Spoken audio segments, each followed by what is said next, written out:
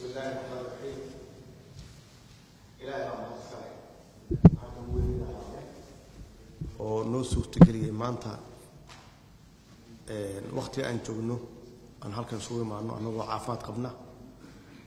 oo rabnaa inaan ka wada hadalno aan heshiino iyo ku dambaysaa marka labaad waxaa mahad iska leh madaxweynaha Jabuuti ee walaalkeena Ismaaciil Cumar Geelle oo marna aanan ka caajisin marna aan ka daalin sidii dadka waalihiisa Soomaaliyeed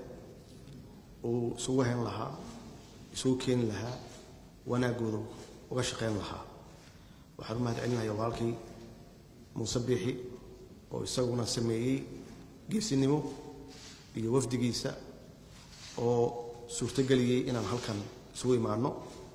waxaan mahad celinayaa safiirka Mareykanka ee Soomaaliya u fadhiya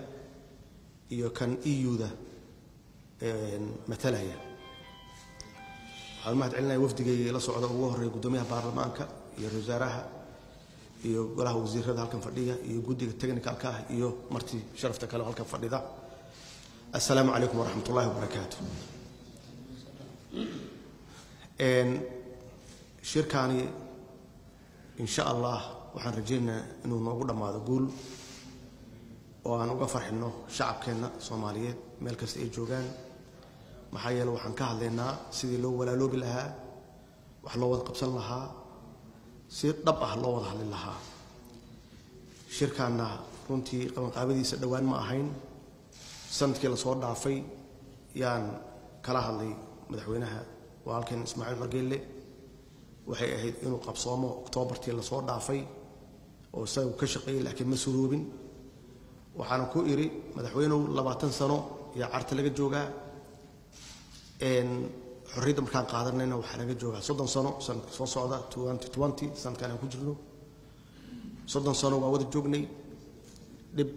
iyo dheefba 30 sano waa burbursaneen oo adduunkan ugu liidanay meel xun yaan naalay caruurteena waxay ahayn caruurta ugu fursad xun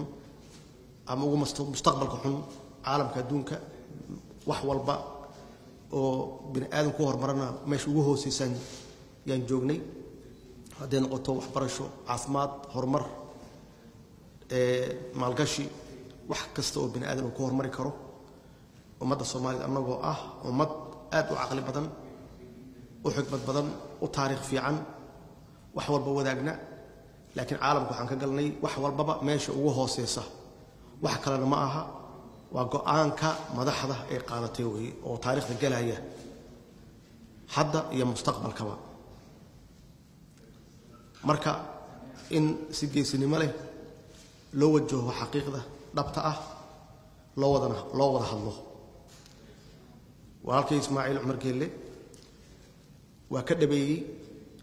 inaan ka wada hadalno 30 sano soo socda xagee tageynaa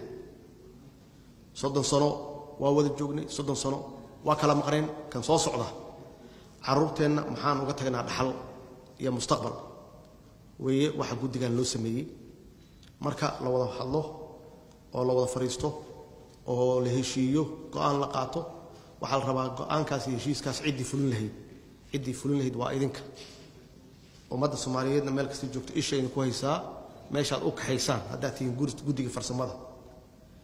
haddaad barwaaqo iyo nabad u kaxaysaan iyo haddaad meel kale u kaxaysaanba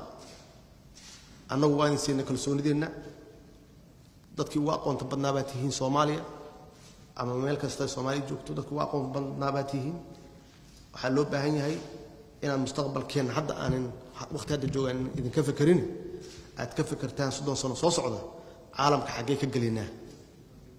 xagee caruurta ilaa waa tageynaa kulligeen ma wada joogeynay dad halkan fadhiya 30 sano ma aqaano inta naga hari doonta laakiin kuwa hadda jooga dhalanaya maxaan uga tagnaa oo mustaqbal ah gacantiina ku jirtaa annaguna taageeradeena waa haysataan waxaan idin rajaynaynaa guul waxaan idin rajaynaynaa is-afgarad iyo oo waaltinimo ku dheehan